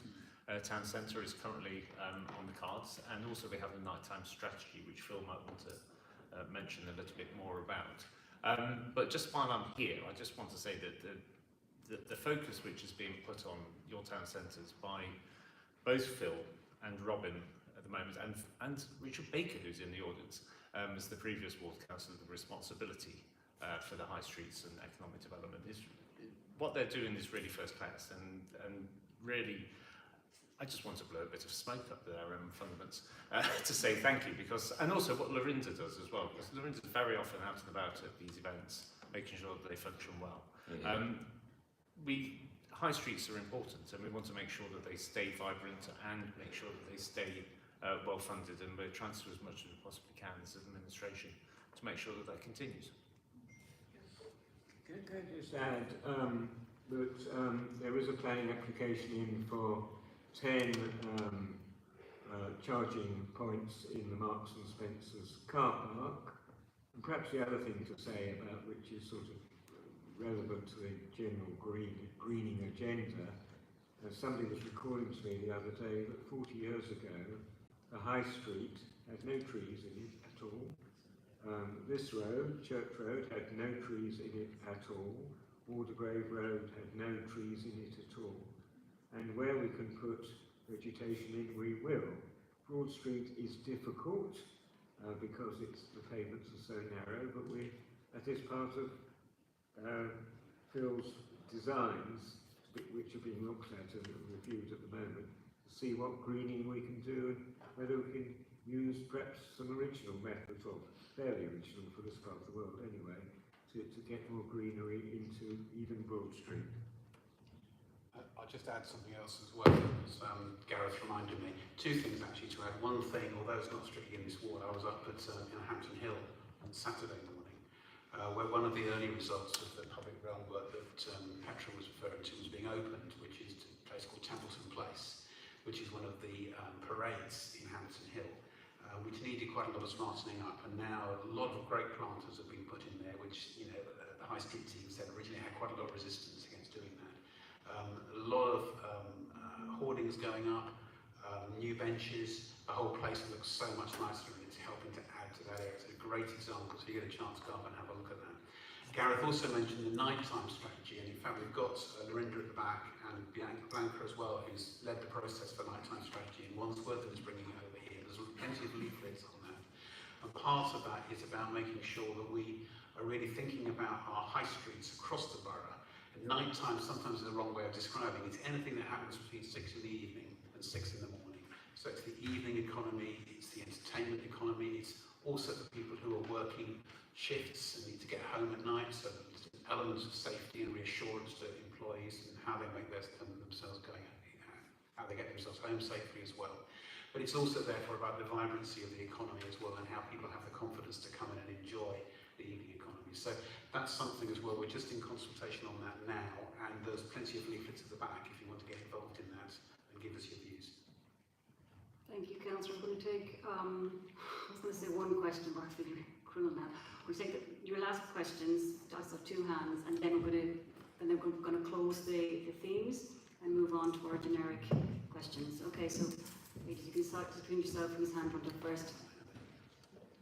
The only criticism I've got of the High Street is the rubbish there on Fridays.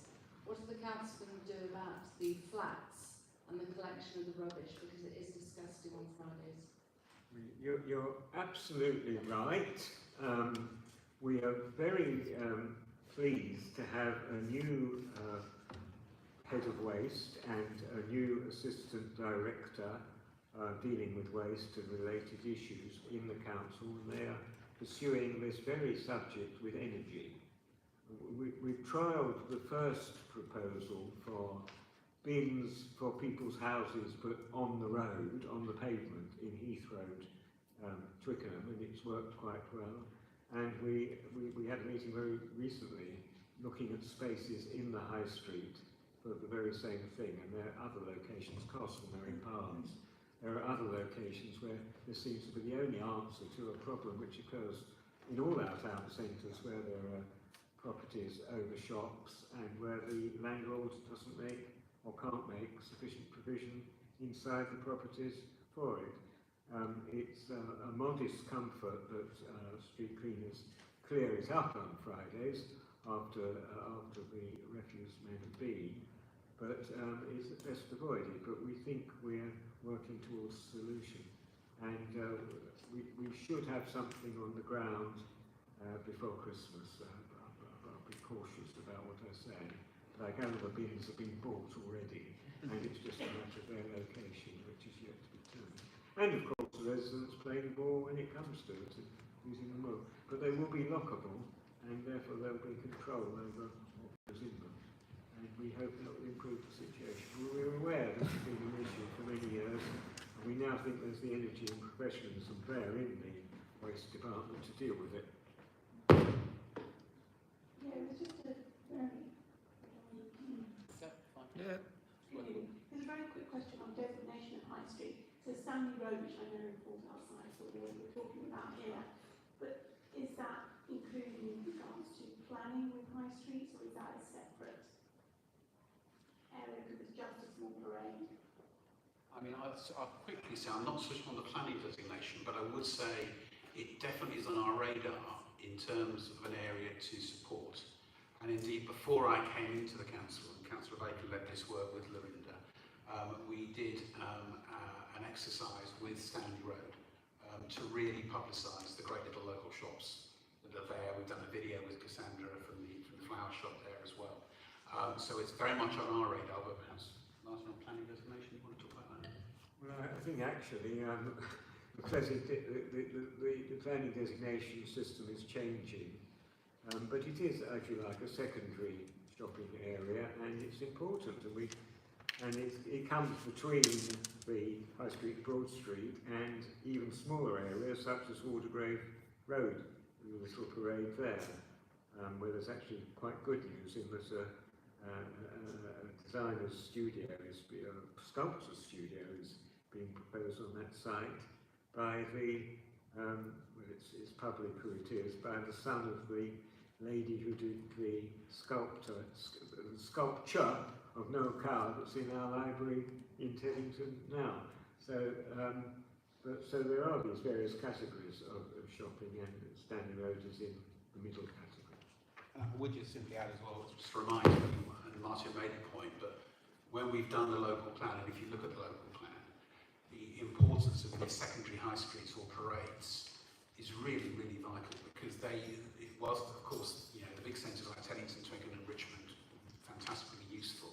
Sometimes it's these parades which are the only shops that people have within, say, 15-minute walk or something like that, and they occupy a really, really important central role. So you'll see them mentioned, whether it's Stanley Road, whether it's Castle Now, whether it's some of the points in Hampton Hill as well. Those are all very, very important parades and centres, and which are definitely high on our priorities. Yeah, I mentioned earlier that we had 2 questions. I can now see 3 hands. I just want to get a vote in the room. Is everyone happy that if we take these questions, that the generic questions will be reduced to perhaps 5 minutes? Cool. Yes. So, burning questions, hands up. Okay. Go on. Yes, we take the questions for High Street. Very good all. High Street, Teddington. I can't walk on the pavement. I've got a walker, and so like, well, it's up and down, and it's absolutely deteriorating pavement. When is it going to be corrected? It's been like it now for over a year, and it's terrible. You have a board stuck in the middle, you can't pass the tree and the A-board, you've got a telegraph hole which is broken and has been broken for God knows how long. It is a disaster there. From coach brasserie to the bus stop. It's chaos. When it rains, you've got puddles everywhere.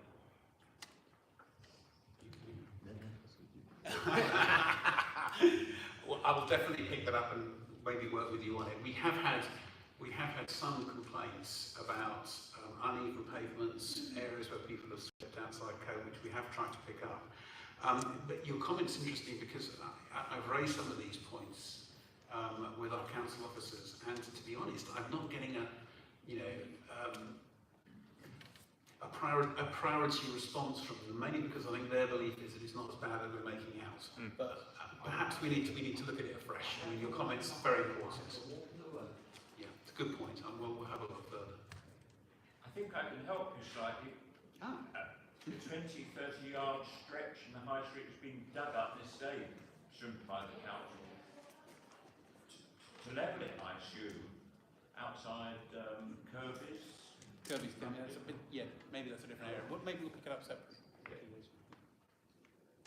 Yes, one quick point, that the waste issue goes way beyond High Street. One of the problems is that the guys, whose contractors you have now, are very untidy in emptying the bins, particularly the blue and the black bin, so the rubbish comes from that as well. So that's one quick point. The other question is, do you actively try to manage the diversity of the retail outlets that you bring in, or do come into the town centres? You seem to be down to about 4 different types of retail. It's difficult. I mean, I think that we obviously have, I mean, there are obviously in some cases planning, the general point about a local plan is to try to encourage diversity in retail outlets in terms of the mixture between shops, restaurants, etc., etc. But it's difficult for us to, dictate what happens. And I don't know whether you're referring to, say, Broad Street and charity shops and that kind of area. I mean, in many ways, though, I mean, it's a recognition of some aspects of the economy that we're facing at the moment. So, what we are aiming to do is make sure we smarten places up, that we can bring people onto Broad Street. But at the end of the day, it's one of those, it's a market forces game in some ways. And I think I'll just add with the comment on the waste and recycling collections, we're absolutely determined that it won't be like that, and it's unacceptable if you see that. We absolutely support you. If you get your local councillors on the case, if you see an instance of it, we'll make sure that the Assistant Director for Waste and Recycling, yeah, well, do report it. We've also got a phone number you can call. We've got a website where you can easily report it, and we're trialling and developing an app which you'll be able to have on your phone, make it very easy to report to us. We're determined, aren't we, Gareth? I mean, Gareth, you know, it's a service performed by a contractor. Gareth's regularly hauling them over the coals. We want to get it absolutely 100%. Indeed, I took the regional director of Serco out for a walk around this very area. Would have been about 4 months ago, and I was there with our director of the environment and the regional director for Serco, really pointing out the deficiencies, because we had a hell of a time, if you recall, with miscollections, particularly during the pandemic. And the miscollections, fortunately, seem to have been largely sorted out. Still get the odd one now and again, but it's the polish. It's that little extra, putting the boxes down in the right place afterwards, not throwing them halfway around. And I'm afraid I'm one of those people, if I see it happening, I will whip out my council card and be a right little busybody to them and say, come on, we need to get that sorted. So do report it. It's only by reporting that we can go back and we can exercise penalties on our contractors if we find that they are not following the correct procedures which have been agreed within their contract. But we need it reporting. That's one thing. I've had this with a few people, and I'll use you as an example. Simply saying it's everywhere doesn't help me. So be specific. Yeah. So when you've got examples, photograph them, send them to us. We'll pick it up. I was saying on potholes. If people say, "Oh, the roads are terrible," so give the examples, and we'll sort it out. So be as specific as you can. Can I just add about diversity of what we have in the high street? Sorry. No questions. No. The government has recently, and with I think good intentions, changed the planning rules regarding high streets. There's now something called Class E, which means not only have we no control over what sort of retail happens on particular premises, it can move from a shop to a restaurant to an office to other commercial uses without planning permission at all. And that means, for instance, that whereas if moving from a shop to a restaurant, even assuming that was acceptable in planning terms, we could put hours conditions on.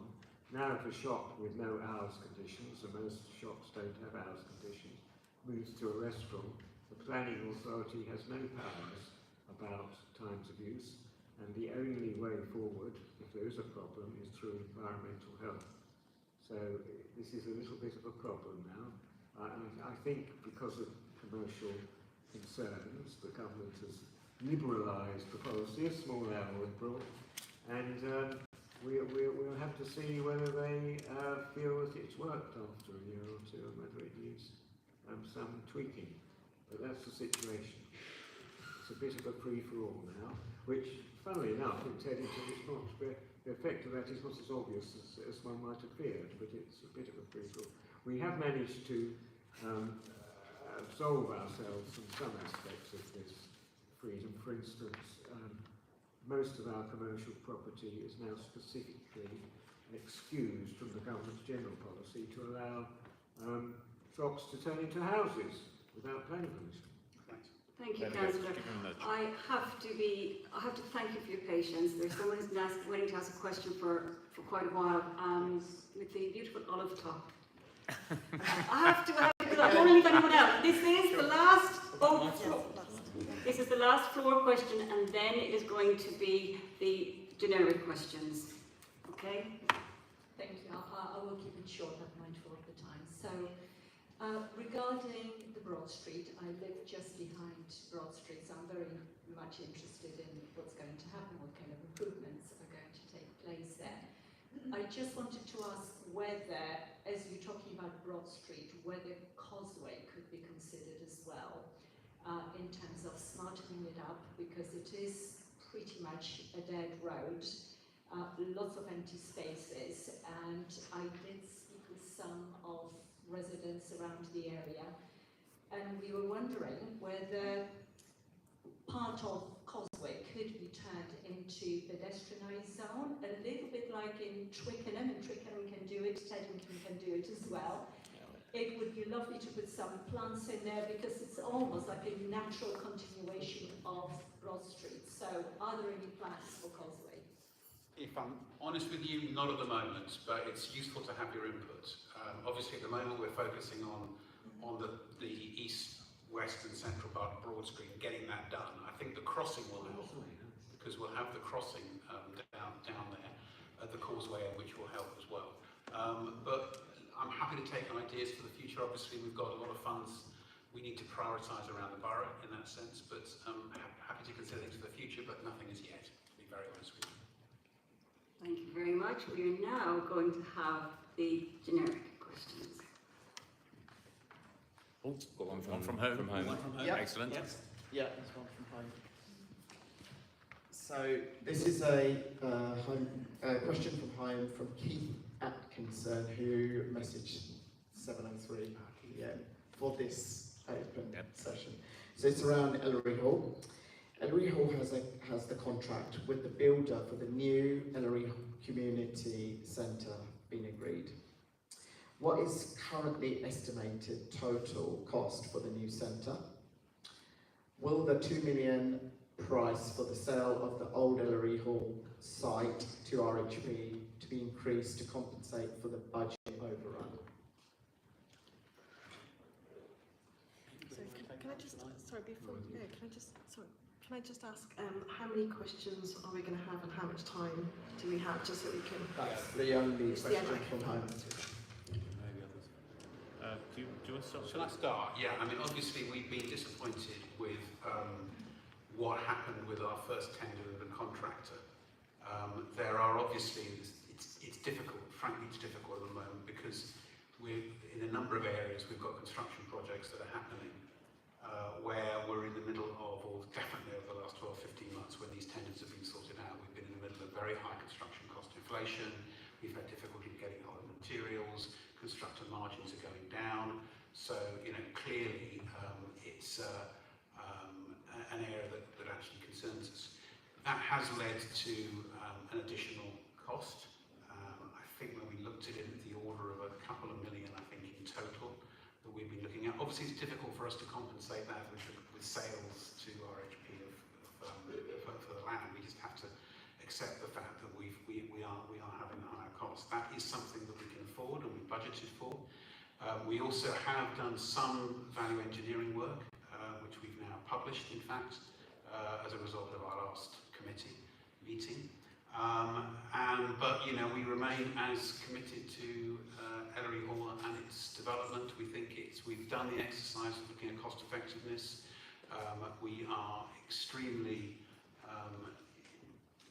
confident that Ellery Hall and its use particularly for elderly people in the borough is going to be something which is going to be increasing. One of the main cases behind Ellery Hall in the first place was the growing percentage of our population over 65 that we're going to be seeing over the next 10, 20 years, and hence the need for this kind of building, this need for this kind of service remains absolutely paramount to us. Sorry, was that £2 million extra? You mentioned 2 million. I think 2 million. I think it's a delta of about 2 million in total. So £2 million extra, yeah, compared to.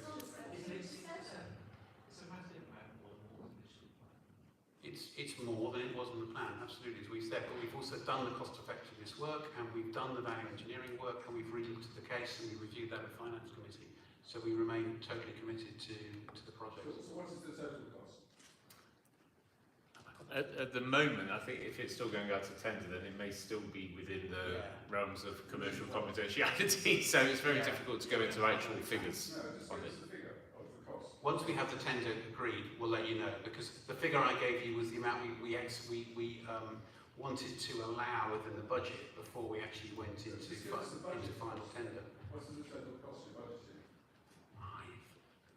I'm trying to remember the exact figures. Well, you also know.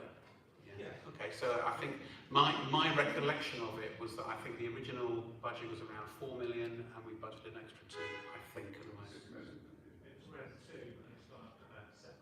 You were there at the final. At the last meeting, Dave, when we talked about it at the last meeting. I think it's important to recognise that Phil's trying to remember it. He's not trying to pull the wool over your eyes. No, exactly. We don't have the exact figures in front of us. We can forward them to you. If we can make arrangements for that. If anyone who wants to know exact figures, and as Gareth points out, that there's a certain limit to figures that can be shared at that point. I think the total as well was referenced in the finance committee meetings, which are all public, and you will have seen the figures out of there as well. So please go back and have a look at the committee details. What happened to the first contractor? Sorry, can we? If we have questions from the floor, I think it's important to have the microphone for those listening at home so they can hear what the questions are. Thank you. I'm Dave Gilbert from the local resident. The Elleray Hall got some great lots of pictures of what it's hopefully going to be. We all support the services for elderly people. We were really disappointed that council let the existing hall get into such a bad state of repair. But do you really need to expand the service? I mean, we've got so many community centres already, like the new Peterham Hall Centre down the road, this centre, the Methodist Church Centre. We've got commercial organisations like Awesome Studios, Bar Gym, Better Gym, and you're advertising that's what the Elleray Hall is going to actually be providing, not just, services we think we all should support for the elderly people. Well, it's not just for the elderly, but it's a community facility. At the moment, Elleray Hall, as you know, is no longer fit for purpose and frankly needs... Because of the neglect. Yes, absolutely, because... It's not just a question of neglect, it's a structure that is incredibly difficult to heat. And we were talking earlier about trying to move towards being a carbon neutral or even a carbon negative borough eventually, and those sort of buildings aren't fit for purpose moving forward. The current buildings are not carbon neutral either, and you haven't actually tried to bring it to carbon neutral, so... I think what I'm talking about is the for example, the heating bills going forward in perpetuity will be lower. I'm not talking about the construction. I know it may not be a building that is carbon neutral in its construction due to the very fine margins. Spending that amount of money, why aren't you striving to make it carbon neutral in this sort of climate emergency? As a responsible borough, why aren't we have done our carbon neutral? we've done our best with that. We've been through planning. It's been through all the tests as far as that's concerned. There's always room for improvement, of course, but at one stage or another you have to fix the design on a building. And to come back to the other points that were said, I think it's going to be a multi-use area, but frankly we need to have dedicated facilities that are really going to help the elderly population of our area. Some of the examples that you gave, Dave, in terms of we can't have a situation where our community groups are begging and borrowing and trying to find church halls or buildings just to do their things. We need dedicated buildings for this, and it's a key part of our future service towards the elderly. It's been through planning permission. We've gained that. There was a question about why the first contract fell over, I think, at the back, which was, as I mentioned before, it was because the contractor actually had to pull out because I think of some of the costs and some of the issues that they actually found because of the external environment that I mentioned before. But we're very excited about the hall going forward. We expect tenders to be agreed very shortly now, and then we're going to be aiming and moving into construction in line with the planning permission that we've given for this building. I think some 2 years, 18 months ago from memory, I think.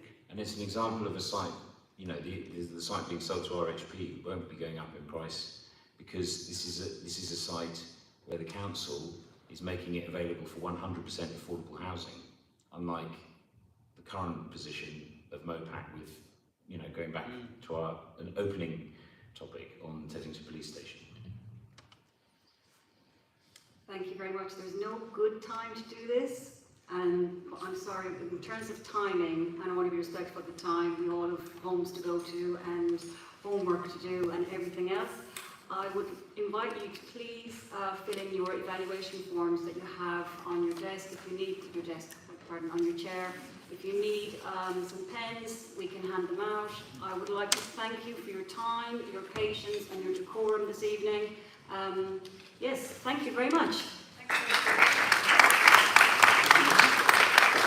Thanks very much to our chair.